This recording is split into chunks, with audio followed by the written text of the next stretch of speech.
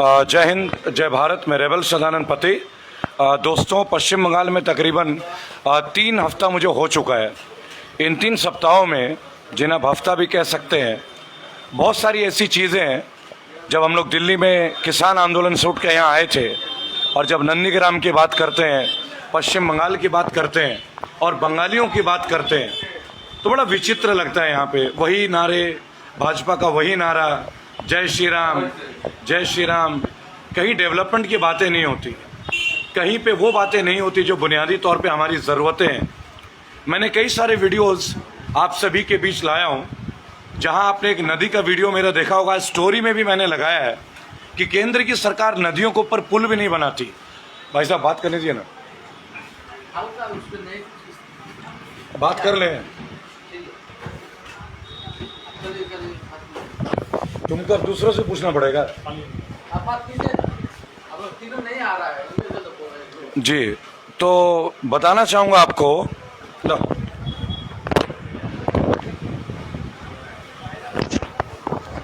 दूसरों का सुन के मत अटेम्प्ट किया करो, बड़ा डिस्टर्बिंग लगता है मुझे। आप थोड़ी देर बैठ जाइए प्लीज।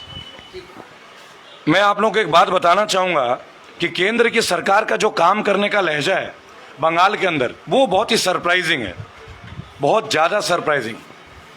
आप देखिएगा, अभी नंदीग्राम की जो हिंसा चल रही है पश्चिम बंगाल में, लोगों ने अपना मन बना लिया है। और हम कल एक बहुत ही सांकेतिक उदाहरण देने वाले हैं दोस्तों।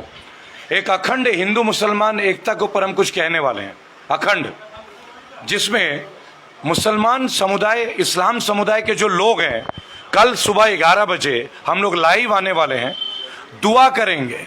मुसलमान समाज, इस्लाम समाज के लोग दुआ करेंगे और हिंदू ब्राह्मण सभा के जो लोग हैं, समाज के जो लोग हैं, तमाम हिंदू और बिरादरियों के जो लोग हैं, वो प्रार्थना करेंगे और हवन करेंगे कि बंगाल में भाजपा ना आए। ये कल सीधा प्रसारण हम लोग, प्रशांत भी मेरे साथ हैं, प्रशांत बौद्ध युवा जर्नलिस्ट हैं मेरे साथ, और हम गर्व से कहते हैं कि हम भारतीय हैं। हम ना तो मुसलमान की बात करेंगे, ना हिंदुत्व की बात करेंगे, भारत की संस्कृति की बात करेंगे। मेरे दाहिने साइड में दामिनी है जो एक यूट्यूबर है, मेरे साथ मौर्या हैं, ये भी एक यूट्यूबर हैं, और प्रशांत और मेरे साथी साथी अक्रम जी वगैरह, ये सब यूट्यूबर्स हैं। हम लोग एक छोटे से ढाबे में हैं अभी, और निरंतर 3 सप्ताह से हम लोग ये कवरेज कर रहे हैं बंगाल में। हम कोई 5 स्टार होटल में नहीं रहते, और आप देखिएगा कि किस तरीके का डेवलपमेंट हो रहा है। कि जब हम बोलते हैं, इन लोगों का जो नारा है हिंदुत्व का कि जय श्री राम, और गैस की कीमतें बढ़ जाती हैं, और जय श्री राम और डीजल की कीमतें बढ़ जाती हैं, और जय श्री राम घरेलू गैस सिलेंडर की कीमतें बढ़ जाती हैं। क्या भगवान को राजनीति में लाना उचित है? आप घरेलू सिलेंडर को देखिए, जो महिलाएं उन पर निर्भर करती हैं। आप सोचिएगा, बंगाल में 2 रुपए किलो चावल दिया जा रहा है दोस्तों, ममता जी के सरकार के द्वारा। 2 रुपए किलो चावल। दामिनी, आप जानते हैं इसके बारे में? जी, क्या जानते हैं आप? जो 2 रुपए किलो चावल है, आप एक तरफ किसानों की बात करते हैं कि हम उन्हें उच्च दाम देंगे, जो हम कानून लाए हैं उनके लिए लाए हैं, ये सब चीज़ें आप उनके लिए लाए हैं। 3 महीने से ऊपर हो चुका है किसानों को। यहाँ पर भी बंगाल में अगर हम किसानों की हालात देखें तो बेहद बुरी स्थिति जो है वो बंगाल में है। सर, आपसे मैं बात करूँगी इस बारे में कि किसान आंदोलन जो चल रहा है, फिर भी सरकार को समझ में नहीं आ रही है ये सारी चीज़ें। देखिए, सबसे पहले मैं एक बात बताना चाहूँगा, केंद्र की जो नीतियाँ हैं वो तमाम प्रदेशों के लिए हानिकारक आ रही है, तमाम एक प्रदेश के लिए, चाहे वो उत्तर प्रदेश हो, चाहे वो पंजाब हो, चाहे दिल्ली हो, चाहे पश्चिम बंगाल हो। लेकिन पश्चिम बंगाल के लोगों ने मन बना लिया है कि हम जिस हालात में, हम उस हालात में रह लेंगे, लेकिन हम भाजपा को शायद नहीं आने दें। बिल्कुल प्रशांत जी, आप एक युवा संवाददाता है, जर्नलिस्ट हैं, काफ़ी दिनों से आप भी बाहर हैं, अभी हमारा बंगाल में आपसे मिलना हुआ, आपने बीजेपी के तमाम कार्य भी देखे हैं, आपको लोग अम्बेडकरवादी के तौर पे जानते हैं, और बड़ा मुश्किल है जब हमें नक्सलवादी बता दी जाती है और इनको एक ऑर्थोडॉक्स जर्नलिस्ट बोल दिया जाएगा, या मौर्या जी को भी बोल दिया जाएगा। लेकिन हम बंगाल के एक एक वो जगह दिखा रहे हैं। यहाँ पे अगर आप देखें, जैसे ईमानी विश्वास, एक सूती विधानसभा क्षेत्र के एमएलए के कैंडिडेट है, ईमानी विश्वास। विश्वास जो है वो हिंदुओं का नाम आता है। आप समझिएगा कि कितना बड़ा तात्पर्य है बंगाल में, जहां नाम में भी इस्लाम और हिंदू दोनों मिक्सअप कंबाइंड है। यहाँ के एक सिंगर है जिनका नाम है सूरज खान, सूरज और खान। और उस बंगाल में आप आके लोगों को बांटने का जो प्रयास करते हैं। दोस्तों, बहुत सारी बातें हैं जो आज आपसे कहना चाहता हूँ। उनमें से एक बहुत अहम बात है कि ये निजीकरण, प्राइवेटाइजेशन क्यों हो रहा है। क्या आप जानते हैं कि प्राइवेटाइजेशन क्यों हो रहा है? वो इसलिए कि ये रिजर्वेशन को खत्म करना चाहते हैं। रिजर्वेशन यानी आरक्षण। ये सरकारी तंत्र के जितने भी तंत्र हैं उनको प्राइवेटाइज कर रहे हैं। मैं चाहूंगा आप थोड़ा आगे आ जाए प्रशांत जी। और सरकारी चीजों को प्राइवेट इसलिए किया जा रहा है कि जहां सरकारी असर खत्म हो जाएगा तो आरक्षण खत्म हो जाएगा। तो अलग से वो ये नहीं कह रहे कि हम आरक्षण खत्म कर रहे हैं। देखिए, मैं आरक्षण का समर्थन या विरोध नहीं करता। मैं केवल एक बात बोलता हूं, मैं जातिवाद का विरोध करता हूं, सख्त विरोध करता हूं। मेरे साथ प्रशांत बोध है जो दलित समुदाय से आते हैं, मैं ब्राह्मण समाज से आता हूं, कोई मुसलमान समाज, इस्लाम समाज से आते हैं जो मेरे इधर साथी बैठे हैं। अकरम जी, आप इस्लामिक समाज से हैं, राइट? और हम एक ही थाली में एक साथ बैठ के खाते हैं। हम आरक्षण के ऊपर बात करने नहीं बैठे, पर एक बात है, क्यों ना अगर आप आरक्षण को खत्म ही करना चाहते हैं तो गरीबों को आरक्षण दें। फिर क्या दलित, क्या हिंदू, क्या मुसलमान, भाई आधार कार्ड तो आप लोगों के पास है ही। आपके पास एक एक का डेटा है ना, माननीय मोदी जी, माननीय वित्त मंत्री निर्मला जी, तो आप सीधा उनके खाते में दे दीजिए ना आरक्षण। अरे शिक्षा और चिकित्सा आप मुफ्त कर दीजिए। देश की समस्या क्या है आपके हिसाब से प्रशांत जी? मेन समस्या यही है आज की डेट में, जो एक आम इंसान है जी, 3 जरूरतें मेन होती हैं, रोटी, कपड़ा, मकान जी। और उस इंसान को आज इन तीनों चीजों को पाने के लिए बहुत कड़ा संघर्ष करना पड़ रहा है। रोटी, कपड़ा, मकान के लिए काम करना होता है और इस देश में आज के जो हालात हैं सबसे बड़ा वो अनएम्प्लॉयमेंट है जी। उसका कारण एक ये भी है कि जो प्राइवेटाइजेशन हो रहा है, प्राइवेटाइजेशन होने के बाद में नेपोटिज्म बढ़ेगा, नेपोटिज्म के बाद में मेरी कंपनी है, मैं सबसे पहले अपने घर वालों, खानदान वालों को, परिवारवाद, चाहे वो अंबानी हो, चाहे अडानी हो, चाहे कोई और भी क्यों ना हो। देखिए, हम किसी व्यापारी के खिलाफ नहीं है। ये जो संवाददाता है, हम लोग कोई बिजनेसमैन के खिलाफ नहीं है। टाटा जो है वो स्वदेशी है, स्वदेशी, हमारे अपने देश के। और मैं टाटा नगर में पैदा हुआ हूँ। मेरे पिता ने वहाँ 40 साल से ऊपर नौकरी की है। हमें टाटा से कोई शिकायत नहीं है, लेकिन इसलिए क्योंकि टाटा में वंशवाद की कोई कल्चर नहीं है। आपने देखा होगा टाटा हमेशा गोद लेती है, उनके अपने कोई वंशज है ही नहीं। रतन टाटा ने भी शादी नहीं की, लेकिन टाटा समूह आज भी चल रहा है। मेरा एक बात कहना है कि जब आप निजीकरण कर रहे हैं तो सरकारी तंत्र को मजबूत क्यों नहीं करते हैं? आप सरकारी तंत्र को भी तो मजबूत कर सकते हैं। आप ये कहते हैं कि सरकारी लोग काम नहीं करते, तो जब आप सरकारी विभागों को प्राइवेटाइज कर दोगे, वहां भी तो इंसान ही काम करेंगे ना। डेफिनेटली। वहां पे आज आप ट्रेन को प्राइवेटाइज कर रहे हो और जो सीनियर सिटीजन है दामिनी जी, उनको अब वो डिस्काउंट या रिलैक्सेशन नहीं मिलने वाला। ये मैं आपको बता दूं, क्योंकि मेरे माता पिता भी यूज करते हैं उस रिलैक्सेशन को। अब तक IRCTC उनको बेनिफिट देती थी, अब वो रिबेट खत्म, अब वो रिबेट खत्म। अब आप देखिए, गैस की सब्सिडी आपने बंद करा दी, आपने सब्सिडी बंद कराई, आपने लोगों से अपील किया, माननीय मोदी जी ने अपील किया, लेकिन क्या फायदा हुआ? हमने सब्सिडी छोड़ दी, लेकिन 450 से दामिनी जी सिलेंडर 900 रुपए में पहुंच गया। क्या ये उचित है? आवाज सुनाई नहीं दी मुझे आपकी। नहीं, ये वही सरकार है जो एक समय पर लड़ती आई थी केवल इसीलिए कि वो ये चुनाव जीत सके। जो साफ साफ इनका एजेंडा है वो दिख सकता है। जो सिलेंडर और पेट्रोल के दाम पर लड़ती आ रही थी, आज उसी सरकार ने सिलेंडर और पेट्रोल के दाम बढ़ाए हैं जी। और देखिए, कमाल की बात है, जितने भी गवर्नमेंट इंस्टीट्यूशंस हैं जो शिक्षा देती है, JNU, इसके अलावा दिल्ली यूनिवर्सिटी के, स्टेट यूनिवर्सिटीज के, अब उनमें लोगों को अगर आप प्राइवेटाइज कर दोगे तो गरीब तबके के बच्चे कैसे आके पढ़ेंगे? क्या आपको लगता है JNU में मिलियनर्स के बच्चे पढ़ते हैं? क्या आपको लगता है केंद्रीय विद्यालय में मिलियनर्स के बच्चे पढ़ते हैं? बिल्कुल गलत। अगर आप कहते हैं कि सरकारी तंत्र अच्छा नहीं है, तो मैं मानना चाहूंगा और कहना चाहूंगा कि मोदी जी आप गलत हैं। आप दिल्ली का उदाहरण देख लीजिए, दिल्ली में सरकारी स्कूलों का क्या डेवलपमेंट हुआ है आप देखिए। आज लोगों को दाखिले नहीं मिल रहे हैं और पूरे दिल्ली में, भारत में सबसे बढ़िया CBSE का जो रिजल्ट आया प्रशांत, दिल्ली से आया, वो दिल्ली के सरकारी स्कूलों का रिजल्ट है। केवल दिल्ली का नहीं है मैडम, दिल्ली के गवर्नमेंट स्कूलों का है। और आज लोग लाइन लेके खड़े हैं कि किसी तरह दिल्ली के गवर्नमेंट स्कूल में एडमिशन अपने बच्चे का नर्सरी में, क्लास 1 में, 2 में, 3 में, जहां मिल जाए एडमिशन करा लें। मेरे साथ ये जितने जर्नलिस्ट हैं, प्रशांत बोध, दामिनी जी, मौर्या जी, और मेरे बाएं साइड में आप देख सकते हैं अकरम जी, और ये सारे लोग, और ऐसे तमाम और भी कई लोग हैं जो इस वक्त विभिन्न अपने चैनलों में, यूट्यूब और फेसबुक के माध्यम से लोगों को हम अवेयर कर रहे हैं। लोगों को बड़ा गलत धारणा है कि ये लोग पैसे खाते हैं, कांग्रेस के दलाल हैं या कभी केजरीवाल के चमचे हैं। आप हमारी हालत देखिए, हम किस धामे में बैठते हैं, जरा दिखा दीजिएगा। बाहर भी यहीं से बैठ के दिखा दीजिएगा, इस सड़क के बाहर एक साधारण ढाबा है। एक मेन्यू दीजिएगा जरा भाई साहब, एक मेन्यू दे दीजिएगा, मेन्यू दीजिए।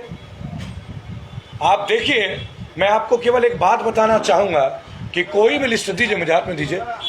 ये यहाँ पे हम लोग बैठे हैं और पिछले 10 दिन से हम इसी में खाना खा रहे हैं, राकेश रेस्टोरेंट।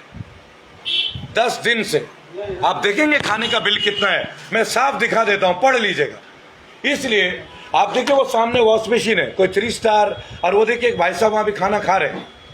ये एक अगर जर्नलिज्म कोई जानना चाहे ना कि पत्रकारिता क्या है, तो उसे अर्नब के दायरे से बाहर आना होगा, उसे रूबिका के दायरे से बाहर आना होगा, उसे मिलना होगा दामिनी से, उसे मिलना होगा प्रशांत बौद्ध से, उन्हें मिलना होगा अकरम से, उन्हें मिलना होगा मौर्य जी जैसे लोगों से, जो एक साधारण आउटफिट में और मेरी तरह एक साधारण बागी को, जो केवल अपनी आवाज को आप लोगों के बीच लाना चाहता है कि ये जो निजीकरण है, ये देश की अर्थव्यवस्था को, देश की सामाजिक व्यवस्था को और अब देश की शैक्षणिक व्यवस्था को भी पूरी तरह से बर्बाद करने में तुली हुई है। और अगर अब हम एकजुट नहीं हुए, ये केवल बंगाल का मसला नहीं है दोस्तों, आप ये भी समझें, ये पूरे भारत का मसला है, ये पूरे भारत का मसला है। आप प्राइवेट इंस्टीट्यूशन को बढ़ावा दोगे, कोरोना काल में स्कूल नहीं चली, स्कूल को बिजली का इस्तेमाल नहीं करना पड़ा, लेकिन मैं दुख के साथ कहता हूं मेरे बच्चों को भी मुझे पूरी फीस देनी पड़ी है। आप सोचिएगा क्यों? क्योंकि कॉम्पोजिट फीस, उत्तर प्रदेश में एक स्ट्रक्चर दिया गया, कॉम्पोजिट फीस, बस की फीस छोड़ के पूरी 7,000 रुपए का फीस महीने का मैंने अपने बच्चों का पे किया है। क्या स्कूल वालों का बिजली का खर्चा नहीं होता था? क्या जनरेटर चलते नहीं थे? एक पैसा नहीं कम किया गया। आप सोचिए, तब राम राज्य नहीं है, लेकिन हम लोगों को सताने के लिए राम राज्य है। देखिए, भगवान श्री राम तो हमारे मन में बसते हैं, उनको लेके क्या लड़ाई है? कोई लड़ाई है क्या? बिल्कुल नहीं। प्रशांत जी, आप अंबेडकरवादी भी हैं, आप अंबेडकर में यकीन करते, मैं भी करता हूं। अगर ये संविधान नहीं हुआ होता तो शायद मैं और आप एकजुट होकर यहाँ नहीं बैठे होते। हम सर्व समाज, सर्व जाति, सर्व धर्म, अकरम भाई इस्लाम से हैं और ये हमारे भाई दलित समाज से हैं, और मैं रेबल सदानंद पति जनरल कैटेगरी से आता हूं। आपको मैं बता दूं हमने क्या क्या मुश्किलें झेली हैं। बंगाल से थे, जन्म बिहार में हुआ, वहां बहुत उल्हाना मिला। जब दिल्ली गए सब बिहारी बिहारी करके बुलाने लगे। 20 साल हमने ये सहा है। हम अपने ही देश में भारतीयों को ढूंढते हैं, ये भारत तो है पर भारतीय कहाँ है? और अब जो ये सरकार आई है, ये जो बचा कुचा प्यार है प्रशांत जी, इसको भी खत्म कर देगी। तो क्या हम लोग चुप बैठ जाएं? क्योंकि बंगाल में आप देखें, नाम में ही हिंदू मुस्लिम के वो पूरा मिक्सअप है। मिक्सअप है। सूरज खान, ईमानी मंडल, हाँ, तो लोगों में तो अताउल्ला सरकार, ये बंगाल की विरासत है, विरासत। यहाँ कभी दंगे नहीं होते दोस्तों, कोई दंगे नहीं होते। आज बीजेपी में घमासान मचा है क्योंकि बाहरी लोगों को बंगाल में टिकट दे रहे हैं। अब बंगाल के लोगों को भी समझ में आएगा, ये चुनाव के लिए हम लोग नहीं आए, किसान आंदोलन में हम आम आदमी के लिए बात करने आए थे दोस्तों, आम लोगों के लिए। लेकिन आज हम लोगों की छवि भी बिगाड़ दी जाती है। आज कभी डासना में अरेस्ट कर दिया जाता है, कभी मनदीप पुनिया को अरेस्ट कर दिया जाता है, कभी कोई कुछ बोले तो उन पे यूएपीए लगा दी जाती है। आज जब बड़े बड़े चैनल, जो ये हमारी जो बहन है दामिनी, इतने अच्छी मेहनत करती है, बैचलर ऑफ जर्नलिज्म, अब मास्टर्स कर रही है, जब हम लोग सरकार का विरोध करते हैं, मेरे रोज के 8 से 10 हजार फॉलोअर जुड़ रहे थे फेसबुक में, वो रोक दी गई है। दामिनी जी जो कि बेहतरीन ग्राउंड लेवल से काम करती हैं, सुबह 8 बजे से लेके रात के 11 बजे, इनके माता पिता भी परेशान होते होंगे, लेकिन इनकी फेसबुक की, यूट्यूब की रीच रोक दी जाती है केवल इसलिए प्रशांत जी कि हम सत्य को उठाने में तत्पर हैं। हमें रीच नहीं चाहिए, हमें मिलियंस ऑफ व्यूज नहीं चाहिए, हमें आपके पैसे नहीं चाहिए। हम पत्रकार हैं, संवाददाता है, जर्नलिस्ट है। हमारी केवल एक इच्छा है कि एक जर्नलिस्ट बन के हम अपने देश के लिए वो कर सके जो पॉलिटिकल लोग भी कभी नहीं कर पाए। क्या और कोई हमारी विचार है? आप बताइए। ये रामराज की जो बात करी जा रही है, तो रामराज त्रेता युग से जाना जाता है। त्रेता युग में ना ही बैंक थे, ना ही हवाई जहाज थे, ना ही हवाई अड्डे थे, ONGC नहीं था, LIC नहीं था। तो ये खत्म किए बिना राम राज्य कैसे स्थापित होगा? देखिए कितनी बड़ी बात है। आप देखिएगा, हमारे यहाँ कहावत है कि जब कोई बच्चा अपने पुरखों की विरासत को बेच देता है तो वो निकम्मा कहलाता है। और मुझे दुख के साथ कहना पड़ रहा है कि माननीय प्रधानमंत्री मोदी जी ने कोई भी सरकारी कंपनी नहीं बनाई है पिछले 6.5 साल में, लेकिन पुरानी सरकारों ने जो बनाई है उनको बेचने में वो नंबर 1 पर रहे हैं। नंबर सर, 1 एक चीज और है जी। ये जो प्राइवेट कर रहे हैं, प्राइवेट लोगों को दे रहे हैं, जी। ये कहाँ से लोग आएंगे जो उसमें प्राइवेट कंपनीज में काम करेंगे और उसको बेनिफिट में पहुंचाएंगे? क्या जो लोग प्राइवेट कंपनी मतलब खरीदने के बाद काम करेंगे, क्या उन्हें अपनी गवर्नमेंट में ज्वाइन नहीं कराया जा सकता गवर्नमेंट कंपनी रहते हुए? देखिए मैं तो एक बात बोलता तो वो हूँ प्रॉफिटेबल बना सकते हैं आप ना। मान लीजिए आप बोलते हैं कि आप प्राइवेटाइजेशन में फायदा है, कल को आप अस्पतालों को प्राइवेटाइज कर दोगे। हमने कोरोना में देखा बड़े बड़े अस्पतालों में 2 लाख रुपए रोज का बिल, रोजाना की हमें कोई खबर मिलती है प्रशांत जी कि मरीज को डेड बॉडी नहीं मिलती है उनके परिवार वालों को जब तक पैसे दामिनी जी नहीं जमा करते हैं अस्पतालों में। तो मुझे बड़ा दुख के साथ एक बात कहना पड़ता है दोस्तों, क्यों ना हम सरकारी तंत्र को सुधारें, क्यों ना हम गवर्नमेंट ट्रांसपोर्टेशन को सुधारें। आप 70 साल के पॉलिटिशियंस को एमएलए बनते हुए देखते हैं और इस देश का युवा सड़कों में धूल झांकता है। यह आपका सिस्टम नहीं है।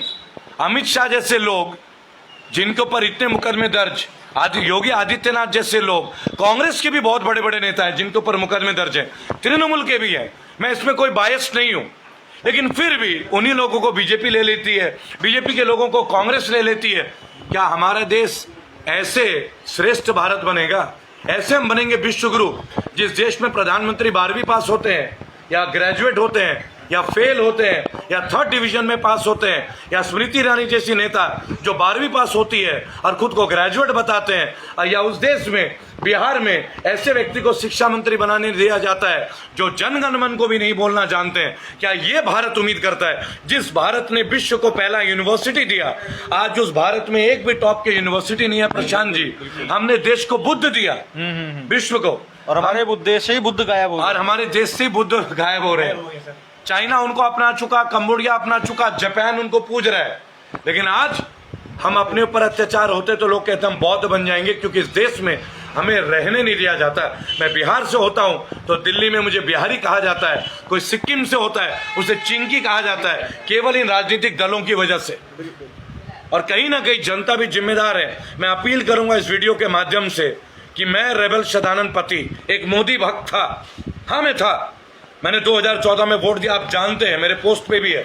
लेकिन मैं इनकी गलत नीतियों का विरोध करता हूं। आप करते हैं प्रशांत जी? डेफिनेटली करते क्या इस युद्ध में आप मेरे साथ हैं? बिल्कुल आपके साथ है। हर वो नौजवान साथ है जो एजुकेटेड है और इनकी रणनीतियों को समझता है। देखिए मैं बीजेपी के खिलाफ नहीं हूं, उनकी गलत नीतियों के खिलाफ हूं। अगर वो सुधार कर लें, अगर वो देश की आवाज को समझें, तो शायद हम पुनः भी वोट दे देंगे। लेकिन अब ये तब तक नहीं होगा जब तक रोजगार का मुद्दा, किसानों का मुद्दा। आप क्या बोलेंगे दामिनी जी? सर अभी आप बौद्ध की बात कर रहे थे कि बौद्ध को नहीं मानते हैं। इस देश में तो सर कोरोना को भी ताली और थाली से भगाया जाता है। जब एक और पूरी दुनिया वैक्सीन ढूंढ रही थी तो इस देश में ताली और थाली बजा रहे थे, दिए जला रहे थे कोरोना भगाने के लिए। आप बौद्ध की बात कर रहे हैं।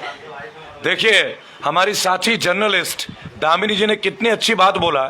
जब हमारे यहाँ कोरोना आया था तब ये बॉडीज नहीं देते थे रैप करके, जबकि डेथ रेट थी ही नहीं। और अब जब कोरोना भरपूर हमारे आसपास होता थे, कोरोना कहाँ हो तुम? हो सकता है यही हो, दामिनी जी ने मेरे को भेज दिया हो पैक करके, जाओ रेबल भाई के पास जाओ, वो 6 फुटे गुतो, मैं तो वैसे हल्की हूं। तो आपको समझना होगा दोस्तों, थाली पीटना, ऊर्जा, मैं विरोध नहीं करता, मैं नकारात्मक व्यक्ति नहीं हूं, मैं मोदी भक्त रहा हूं। मुझे दुख होता है कि कोई रिलीजन के बेस पे मैंने मोदी जी को नहीं चुना था, मैंने मोदी जी को श्रेष्ठ व्यक्ति बन के चुना था। लेकिन मुझे बहुत दुख के साथ एक बात कहना पड़ रहा है, इनकी पूरी टीम ने मेरा मनोबल तोड़ा, देश का आर्थिक बल तोड़ा, हमारी जीडीपी तोड़ी,